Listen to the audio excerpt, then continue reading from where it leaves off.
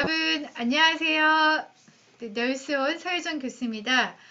오늘은 22번째 시간이죠. 소화기기에 대해서 여러분과 함께 나누고자 합니다. 이 내용들을 모두 간호사, 자소서, 면접 이 책안에 있는 내용들을 조금 정리해 봤습니다. 자, 오늘 소화기기에 제가 할 내용들을 이렇게 그림으로 한번 정리해 봤고요. 자, 한양대학교 병원에서 물었습니다. 간의 기능에 대해서 얘기해 보라고 얘기했습니다. 여러분 간의 기능 뭐 있어요? 네, 여러분들이 지금 얘기하는 기능들, 생각하는 기능들 있죠. 이런 것들을 조금 더 잘 조합해서 1분 내에 콤팩트하게 얘기할 수 있는 거는 바로 뭐다? 키워드로 외우는 거다. 네, 처음부터 끝까지 다 외우는 게 아니라 키워드로 몇 가지, 우선순위가 된 몇 가지만 외우는 거다. 자, 담즙 생산, 탄수화물, 단백질, 지방의 대사, 탄단지 지방 대사, 네, 응고작용, 해독작용, 순환작용, 배설, 방어 등의 작용을 하죠. 네, 다시 한번 담즙, 탄단지, 네, 응고, 해독, 순환, 배설, 방어의 기능을 네, 합니다. 이상입니다. 라고 얘기해 주시면 되죠. 이거는 심플해요. 다시 담즙, 네, 탄단지, 대사, 응고, 해독, 순환, 배설, 방어의 기능을 합니다. 이상입니다. 네, 2번. 간경화에서 락톨루스 NMR을 하는 이유는요. 네, 보통 주파랑 뭐 이런 걸로 이제 NMR 하게 되는 거죠. 그런 이유는 뭐야, 간경화. 근데 정말 이 간경화 LC 환자들이요. 이 락톨루스 NMR 하면 정말 드라마틱하게 좋아져요. 좀 눈앞에서 금방금방 좋아지는데 정말 신기하죠. 이걸 왜 할까요? 어떻게 그렇게 멘탈이 확 깨일까요? 자, 장내 산도를 감소시켜 락툴루스 NMR을 하면 이게 장내 산도를 감소시키게 돼요. 그러면 박테리아를 억제해서 암모니아를 효소로 전환하는 것들을 배설하게 되는 거죠. 암모니아를 효소로 전환하는 것을 배설시키게 되는 거죠. 그래서 암모니아 수치가 줄어들게 되니까 네, 간경 환자의 멘탈이 그렇게 확 깨는 거죠. 간경화의 증상은 존디스, 뭐 아사이티스, 아네미아, 에네미아 이거는 여러분들이 익히 잘 아시는 거고 그리고 출혈, 네, 거미상 혈관종, 손바닥 홍반 등이 있습니다. 존디스랑 뭐 그 아사이티스랑 뭐 에네미아 이런 것들을 여러분들이 기본적으로 가지고 있어야 되고 출혈은 우리가 보통 이제 RV 같은 거 해놓고 나중에 출혈도 많이 끝나고 나서 이제 지혈도 좀 오래 하게 되는 거죠. 간경 환자들은 보면 PLT가 플레트렛이 정말 많이 떨어져 있죠, 이 사람들은. 그리고 아사이티스의 네, 이런 간호중재는 바이탈 사인, 그 오토 어플라이는 다 하는 건 아니고 아사이티스로 호흡이 곤란한 경우만 이제 오토를 하게 되는 거죠. 끝에 아사이티스 심해지면 거의 대부분 이제 하는 거죠. 처방에 따른 이뇨제 투약. 네, 이뇨제 투약하면 기본적으로 세트로 오는 애들이 있죠. 아이오. 네, 그리고 바디 웨이트 체크하고 복부 둘레 체크하는 거 길스 체크해야 되잖아요. 네, 업도멘 길스.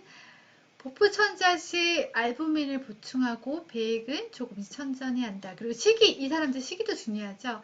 네, 고비타민 식이, 고탄수, 근데 저단백해야 될 것 같잖아요. 근데 단백질 아예 안 먹어야 될 것 같잖아요. 단백질을 많이 먹으면 암모니아가 나중에 남게 되는 거죠. 근데 적당량의 단백질은 필요해요. 이런 사람들.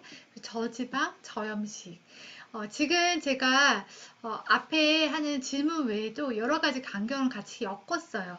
이런 것들이 여러분들 많이 나와서 특히나 간호중재와 식이에 대한 거, 특히나 간호중재 네, 이게 많이 나왔어요. 그래서 여러분들이 꼭 기억하시라고 이렇게 적어봤습니다. 네, 세 번째, 덤핑 신드롬 환자의 간호 방법에 대해서 설명해 보래요. 덤핑 신드롬 뭐예요? 네, 갑자기 식사가 그냥 우리가 하면 소화가 우리 일반적으로 소화되는 시간이 있잖아요. 근데 이 사람들은 훌 떨어지는 거죠. 그러니까 물 이런 거 먹으면 더 빨리 떨어지겠죠. 그래서 식단에 물 이런 거 먹으면 안 되겠죠, 이 사람들은. 자, 고지방, 고단백 이런 것들이 소화가 좀 더디잖아요. 그래서 고지방, 고단백을 주고 저탄수식을 줘야 된다. 왜 저탄수식을 줘야 돼요? 음식이 빨리 들어가면 혈당이 급격하게 상승하게 되죠. 그러면 인슐린이 과다하게 또 분비돼서 이게 저혈당을 초래하기 때문이죠. 그래서 저탄수식을 줘야 된다. 고지방, 고단백, 저탄수식. 네, 식전 한두 시간 내에는 수분 섭취를 금해야 되겠죠. 너무 훅 떨어지는데 이 수분이 들어가면 더 빨리 위산 분비가 되어지는 거겠죠. 그리고 조금씩 자주 천천히 식사해야 된다. 이게 덤핑 신드롬의 간호 방법입니다. 다시 한번 고지방, 고단백, 저탄수식. 한두 시간 이내는 수분 섭취 안 돼요. 조금씩 천천히 식사. 이 덤핑 신드롬의 원인은요. 위절제술 후 합병증이라던가 아니면 고장성 음식이 장속으로 급속히 이동하기 때문이죠. 근데 거의 대부분의 이 덤핑 신드롬은 우리가 위절제술, 암 환자들 그 위절제술 하고 나서 합병증으로 많이 오죠. 그리고 이 증상으로는 다이어리아, 스웨팅, 타키카디아, 팔피테이션이 있죠. 이거에서 중요한 건 고지방, 고단백, 저탄수식, 한두 시간 이전에 수분 섭취 안 되고 자주 천천히 식사한다. 네, 이거 문제 많이 나와요. 상부 위장관 출혈과 하부 위장관 출혈의 차이에 대해서 말해보세요. 한양대학교 병원에서 물었지만 일부 다른 병원에서도 많이 나오는 기출 문제입니다. 상부 위장관 출혈과 하부 위장관 출혈은 뭐가 달라요? 일단은 부위가 다르죠. 출혈되는 부위가 다른데 이게 확연하게 나타나는 게 컬러의 차이가 있는 거죠. 자, 상부 위장관 출혈은 증상이 토혈과 흑색변에 나타나는데 소화성 궤약이나 식도 정맥류 이런 것들이 원인이 됩니다. 발생 부위는 식도 위, 상부 지장, 상부 12지장 출혈입니다. 하부 출혈은 선홍빛으로 나타나요. 하부 위장관은. 그래서 우리가 보통 치질 환자분들이 되게 놀래서 암인 줄 알고 놀래서 피가 막 뚝뚝 떨어지니까 놀래서 와요. 네, 그러면 환자분 괜찮아요. 일단은 한번 검사해 볼게요. 이렇게 해서 해요. 보통 보면 치질이 많죠. 젊은 사람의 경우에는. 네, 그리고 궤양성 대장염, 대장암. 네, 발생 부위로는 소장, 대장 출혈 이렇게 있죠. 그래서 이게 발생 부위가 달라지면서 이 선홍색 혈변이 나타나는 거는 보통 하부 위장관, 그 상부 위장관은 토혈이나 흑색변이 나타나게 된다. 네, 여러분은 간의 기능에 대해서 말해보세요. 네, 이거 몇 가지 있다고 얘기했죠. 담수도 생산하고 탄단지 이런 것도 얘기 드렸고, 뭐 해독하고 방어하고 이런 역할들을 하는 거죠. 간경화에서 락톨리스 에네마 하는 이유. 네, 락톨리스 에네마 하면 환자가 확 깬다 했죠. 여러분 얘기해 보세요. 네, 결국에는 산도를 떨어뜨려서 암모니아 생성을 하는 효소를 없애는 거죠. 배출시키는 거죠. 네, 덤핑 신드롬 환자의 간호 방법. 덤핑 신드롬 환자는 식사를 아주 자주 천천히 먹어야 되고 식전 한두 시간 내에는 물 안 된다 했죠. 물하면 더 위산 분비가 더 촉진돼서 소화가 더 빨리 되겠죠. 그리고 식사는요. 고지방, 고탄수 이렇게 바로바로 소화가 안 되는 것들을 줘야 되고 그리고 탄수화물은 적게 줘야 돼요. 왜요? 탄수화물 많이 주면 결국에는 인슐린 분비 더 많이 하게 되는 거죠. 네. 그리고 상부 위장관 출혈과 하부 위장관 출혈의 차이. 상부 위장관 출혈은 뭐 식도나 이런 데서 출혈이 되는 거죠. 그렇게 되면 우리가 혈변을 보는데 혈변이 이제 까맣게 나오는 거, 흑색변으로 나오는 거죠. 근데 하부 위장관 출혈은 궤양성 대장염이라던가 대장암이라던가 치질이라던가 뭐 이런 데서 이제 이런 원인으로 일어나게 되는데 이건 선홍빛으로 나타나게 되는 거죠. 그 환자들이 되게 놀래서 오게 되는 거죠.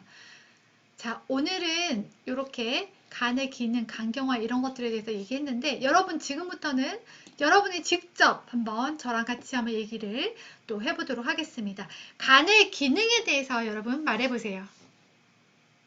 담즙 생산, 탄수화물, 단백질, 지방 대사, 응고작용, 해독작용, 순환작용, 배설, 방어의 기능을 수행합니다. 이상입니다. 라고 이야기해 주시면 됩니다.